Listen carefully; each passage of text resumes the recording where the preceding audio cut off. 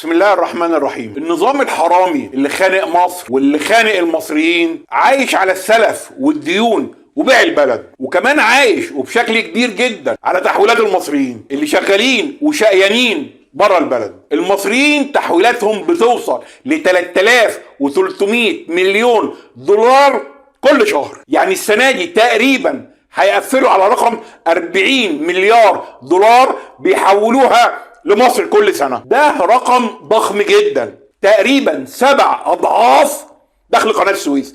7 أضعاف دخل قناه السويس هي قيمه التحويلات اللي المصريين بيحولوها كل سنه لمصر. ده رقم ضخم جدا، وده اللي بيدي روح ونفس للنظام المجرم ده انه يستمر ويخرب البلد اكتر واكتر. احنا قوة كبيرة وقوة الفلوس كبيرة جدا، احنا لازم نحط ايدينا في ايدين بعض بحيث نوقف النظام ده ونرضخه ونضغط على النظام المجرم ده لاجل ما نعرف نخنقه ونقدر بسهولة نسقطه بدون مجهود كبير مننا. احنا ما بنقولش ما تبعتش لاهلك، لا، احنا ما بنقولش ما تبعتش لاهلك لاجل يعيشوا او لاجل يتعلموا. احنا كل اللي بنقوله الاحتياجات الاساسيه لاهل بيتك ابعتها، لكن ما تضخش فلوس تاني، لان ترجمتها هي ضخ دماء في النظام المجرم ده انه يعيش ويستمر في خراب البلد ويتمكن اكتر واكتر. الفلوس اللي بتحولها دي مثلا على البنوك بترجع تطلع من البلد وبتتهرب بره البلد، سواء بقى لسداد ديون احنا ما نعرفش عنها حاجه ورطنا فيها الخاين المجرم ده، او لحسابات سريه خارج مصر لافراد العصابه الحاكمه. احنا ما ينفعش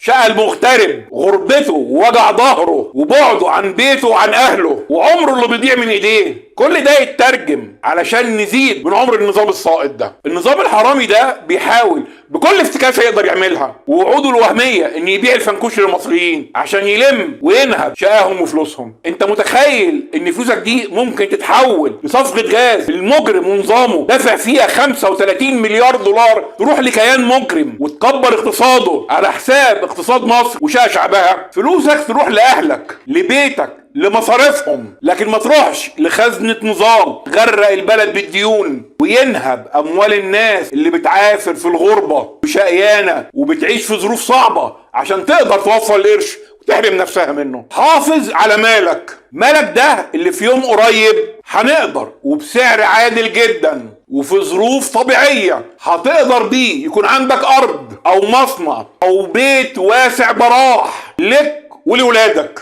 او تعمل بيه مشروع في مجالك ويكون لك سند ودعم لك في المستقبل، وتبقى عملت لولادك حاجه كويسه تنفعهم بعد كده. حافظ على شقاك وما تدعمش النظام المجرم الساقط ده. مصر بلدنا، بلدي وبلدك وبلد اهلك وناسك وكمان بلد ولادك. خطتنا وهدفنا وعملنا ان يكون لك ملك في ارض بلدك وتعيش بكرامه وعزه. قريب جدا هنحرر بلدنا وبتوفيق ربنا هنقدر وهيمكن لنا ربنا ونمكن لهم في الارض ونري فرعون وهامان وجنودهما منهم ما كانوا يحذرون. وعن قريب باذن الله